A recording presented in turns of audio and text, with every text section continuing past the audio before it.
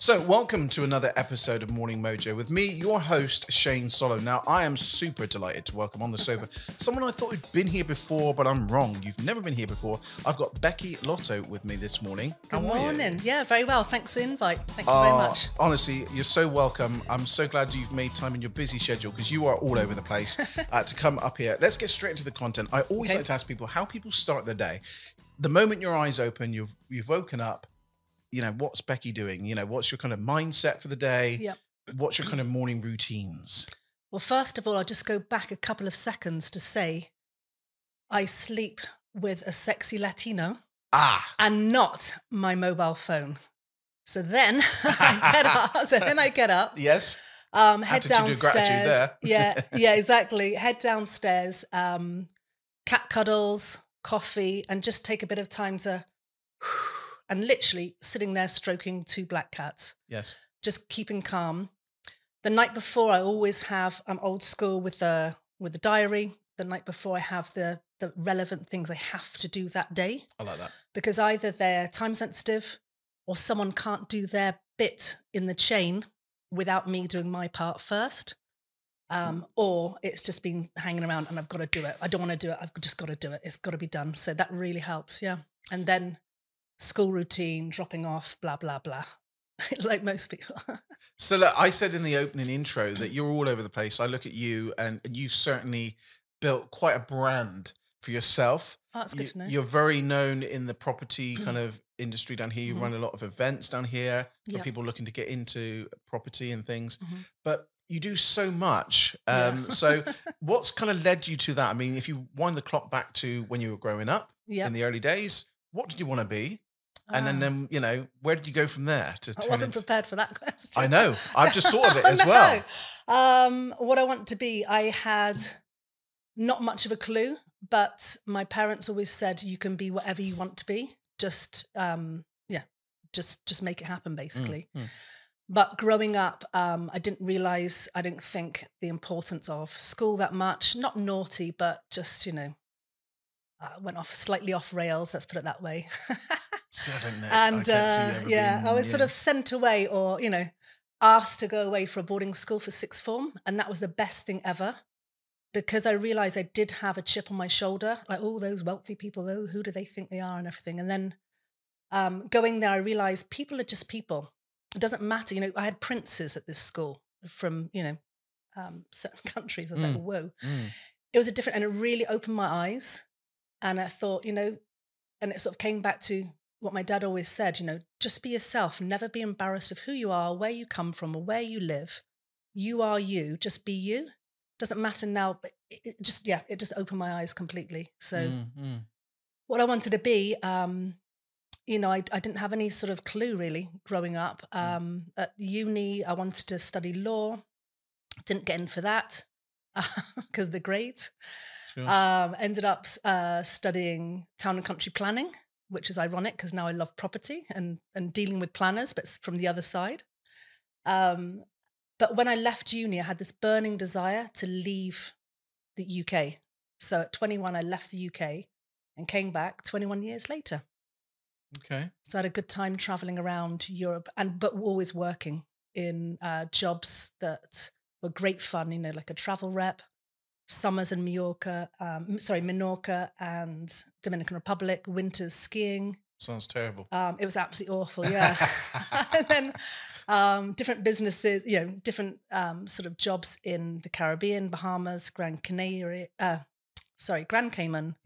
the Bahamas, Dominican Republic, Mexico once. Then we came back to Mexico, and then that's where we stayed for 10 years at the end. And then that's where I had 3 businesses in Mexico. So what is the biggest life lesson you've learned and a skill that you apply, you know, now, today? If you was to wind that clock back and a little bit further and think, I wish I knew that then. If I had the funds, I would have got property as soon as possible. Get on the property ladder. I mean, tiny little 1-bedroom studio, anything, get that on because that is a wealth asset that only grows. Obviously, like most businesses, you have the ups and downs, and with property, that's certainly true, but it's a long-term asset. We're on an island. At the end of the day, there's a limited amount of land. So I would have bought property. You know, I didn't buy property until, you know, during the last 6 years. But that's something I would have said. But I think when we're younger, I started 3 businesses in Mexico. So I'm dealing with completely different laws, different language, and just went for it because I saw a need, solved the problem, created a successful business, completely no plans at all, running around like a headless chicken, stressed out in flip-flops and board shorts and bikini in the Caribbean, Mexico. So I've changed that now a lot, that strategy with getting things planned out. But I think it's just that confidence when you get older. You just sort of, oh, what if? Oh, I can't do that because I've got the mortgage. I can't do that. You can change anything you want if you want to. You've got to be willing. You've got to willing and surround yourself with people who are going to support you. Yeah, I just say go for it. Interesting. And surround yourself with people that's going to support you, people that you aspire to be. What do you say about those people around you? I've certainly had the friends in my circles that don't really serve me well, but they're great people, but they're not good for my development as a person where I want to be. You know, how do you handle those sorts of situations? Or have you ever had that where you're thinking, oh, I need to kind of stay away from these people a little bit because they're not good for me? Sometimes it's the people who love you the most, those very good friends or family who want to protect you because we're still in, our brain is still so underdeveloped. It's in those sort of prehistoric times where we're, don't go out of the cave, you're going to be eaten up by a woolly mammoth or whatever, or saber-toothed tiger. Yeah. But it's so they want to protect you because they see you learning, changing. It's like, whoa, I don't want you changing. Like you're going to be different. Inside we're all the same. We're always going to have those core values inside of us. But during lockdown, to keep myself sane, one of the things I did was start learning about property vesting in the UK. I had a property company in Mexico, which is fabulous for about 4 or 5 years there. But I thought, okay, I like property. Let's just see what's happening in the UK. Started learning a lot of things on Zoom calls with people from all over the UK. A couple were, abroad as well. And, my mum was like, oh, you weirdos talking to people on Zoom. Like, who are these people? I said, I don't know.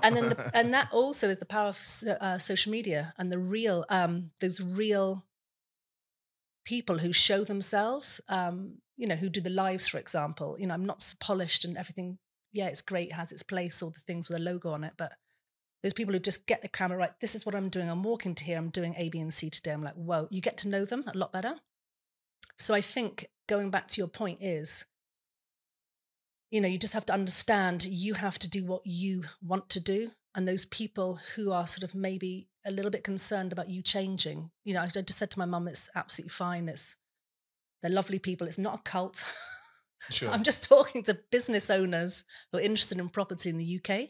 I learned so much. It was fascinating, absolutely fascinating.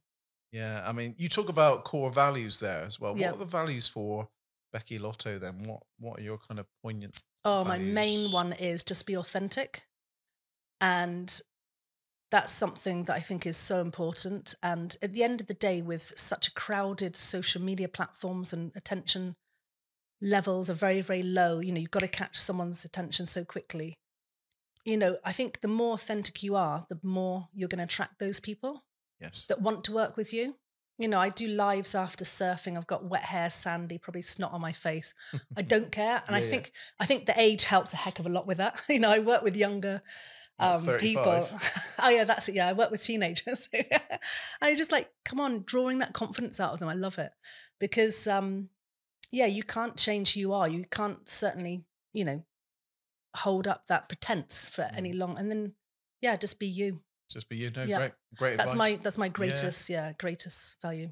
So what about mentors then? I think it's quite important to have a mentor. Yep. I listen and watch a lot of personal development videos, audios, things like that. What do you do? Have you got anyone that you've kind of gravitated to over your years? Yeah, I've had different mentors throughout different stages, through property, through personal development. Now with my business being a certified strategist and business mentor, I have my own mentor because you always need someone a little bit further ahead of you or a lot further. And it's so easy for me to give advice and then sometimes not take it.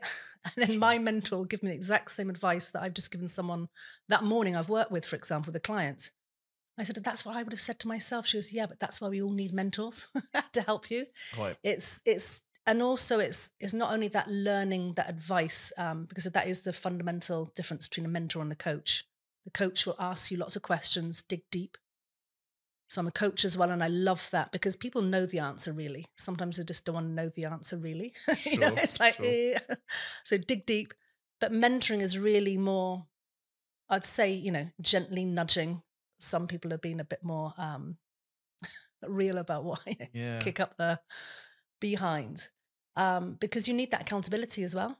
Sure. Because it's great to have these plans and everyone has fabulous plans, get them set out. Now you've actually got to do the work. So who's going to keep you accountable? It's very, very hard to actually do the work and do everything you say you will do. I think having mentors are brilliant just to keep you accountable, basically. Absolutely. Are you a book reader at all? Do you do books? Because I don't. Yeah, I read fiction at night just to switch off every night, even if it's just 10 minutes. I just switch off with whatever sort of fiction.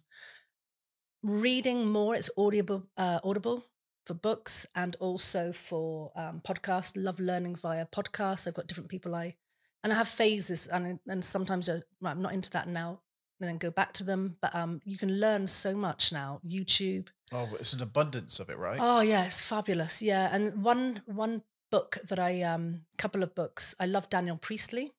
He has a book called, he's an Australian entrepreneur in the UK. He has a book called The Key Person of Influence. Yes, I've heard someone talk about this. Yeah, and he's basically, whatever you do, become that. It doesn't matter if you're amazing at what you do. If no one knows it, you're still in your home office. Sure. You're not going to get anywhere, Yeah, sure. So be that key person of influence in whatever sphere you're working. So he's brilliant.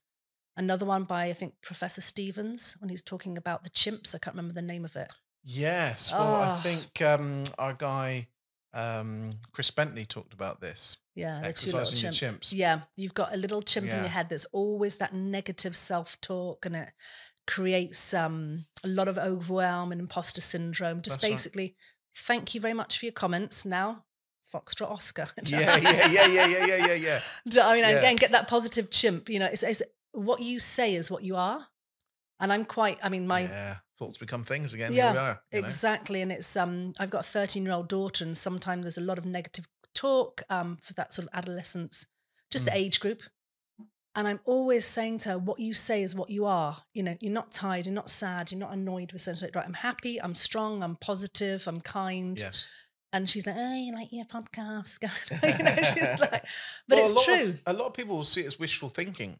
Yeah. Especially when I wind the clock back to when I was younger, even though I always felt I was different, a little bit special. But I always believed that I could be anything I wanted to be. Yeah, you can. But there was also this times you'd hear things, you think, really? That sounds a bit far-fetched. Yeah. That you can think, you can manifest things. What's that all about? Surely that can, again, I always say you've got to take action. Oh, yeah, I was just going to say that, yeah. I want this, I want this, I want that, and just be greedy. And we only get what we give, right? So reap what you sow. It's been in the Bible for years. Not that I'm a religious person, by the way, but it's the same teachings. You get out in direct proportion what you give. Yeah, reap absolutely. What you sow. So I think some of the younger people, and I see them all the time, are just unaware. And awareness, I kind of really bang on about, because my local pub, and the podcast people would have heard it before. You might have heard it before, where I'm in the pub and the person behind the bar goes, Shane, love your videos online. I'd love to do something like that. That's what you can. Do it. Yeah, exactly. There's nothing special about me. You can do this. And the reason you're working behind the bar is so you're unaware that with a shift of your mindset and a bit of personal development, you could own the bar. Yeah, and it's being around those people who can support you. Like we said before, it's those, maybe that person behind the bar hasn't been mixing with people who give them, like you say, you've got this opportunity that, they need sometimes a little push in the right direction. Yeah, inspiration, that motivation, which is all this is about. Yeah, absolutely. Yeah. So what do you do when things aren't working? We're talking about all these great things. Yeah. And, but when things don't go your way, how do you cope with that? Well, it's the thing that I struggle with all the time, and which I help my clients with, is overwhelm. And we were talking about it just briefly before we started. It's, my ideal client is me. I'm busy. I've got a passion for life and so many different things that I just want to do everything at the same time. It's like, okay, stop. Yes. And this is something my mentor really helped with. You can do the book. You can do the podcast. You can do the global speaking. You can do all those things that you want to do, but not now in the next quarter. So what she helped me do, and which I love now, is break everything down into quarters. You can have your big goals, your dreams, visions, and they will happen, but you've got to break it down into baby steps. So now I just look per quarter. And if something comes in, an opportunity, anything, I'll look at it and think, is it on my plan for the quarter? Sometimes these opportunities like, wow, this isn't going to happen again. I'm going to grab it now with both hands and go for it. But more often than not, you look at your plan. Okay, this quarter I'm focused on, for example, last Q4 last year, I was focused on setting up my beach strategy, business at the beach days, really focusing on that. So all the marketing was focused on that. Then Q1 was similar, and mentoring, mentoring accountability. So I think it really helps to break it down. So that's helped me enormously. And also exercise, being in the water, sports. So for me, part of my morning routine is either gym or swim, basically. It's the correlation between exercise. Cold water. I'm a wimp. I went yesterday with a friend. Yeah. I went yesterday with a friend, and it is absolutely incredible. It is absolutely incredible. I would prefer to be surfing or paddleboarding. Yes. Like doing something rather than swimming, to be honest. But yeah, some sort of form of exercise to start the day on the right foot is absolutely fabulous. And it's noted when I don't exercise. My husband's like, oh, going to fancy going to the gym. Yeah. Because I come so basically break everything down into quarters, baby steps, exercise, and surround yourself with good people. Like sometimes I'm feeling down and, oh God, what am I doing this for? Or blah, blah, blah. Literally within the next 5 minutes, I'll get a message. Oh yeah, I've booked on this, or thank you for running that event. I really loved it. Or, it's just a blip. You just got to keep going. And we all get it. You got to I always keep say, going. it's not all rainbows and unicorns. You No, do not get, at all. even Shane Solomon gets those moments where I'm like, oh. Everyone does. It's human. We're all human, aren't we? Because everyone says, oh, I see your social media, Shane. It looks amazing. Yeah. You're here, you're there, you're meeting this person, you're meeting that person. And you're creating that. Sorry to interrupt, but yes, I understand. Yeah, everyone has bad moments, but you can create whatever you want to do. Absolutely. Like you've created those opportunities by, going to events in London and traveling and opening the door, so further field to Cornwall. So you can change. You can, Absolutely. For things to change, we have to change. Yeah. And for me, it's one of those things where sometimes if I look at the things, and it's normally my bank account, to be totally fair. Yeah. Because everything else in my life has always been amazing, A partner to die for, family I love dearly and would do anything for me, friends circles beyond belief. I've got 4 wheels. I've got watch to tell the time. Incredible studio. Incredible studios, incredible team. So all that's great. And over here. But to get out of that mindset of lack, you've got to switch. You've got to change. Yeah. For things to change, we have to change. Becky, I knew this was going to happen. I could just speak to you for ages. I've got so many questions, burning questions to keep asking you. But I've got to wrap this up because we're getting close to 20 minutes. In fact, if anything, we've slightly gone over. Okay. So for those people listening who think, I'm loving what Becky's saying here. Oh, I hope we are. Just sum it up. What you can offer our kind of listeners, what you do, just sum that up. And the best way of getting in touch with you, your favorite kind of communication method. Okay, so I can help anyone struggling with overwhelm. If you're just constantly busy, wake up in the middle of the night thinking, oh my God, forgot to do something. You're just struggling the whole time and you're struggling with it. And you want to avoid that burnout. You're self-aware enough to know that. I can help you working with business owners, creating a strategy, creating a plan, follow the plan. You've got this, but let's just get it done in baby steps. And contact me via Facebook, Instagram, LinkedIn, or my website, Tides Business. What a pleasure.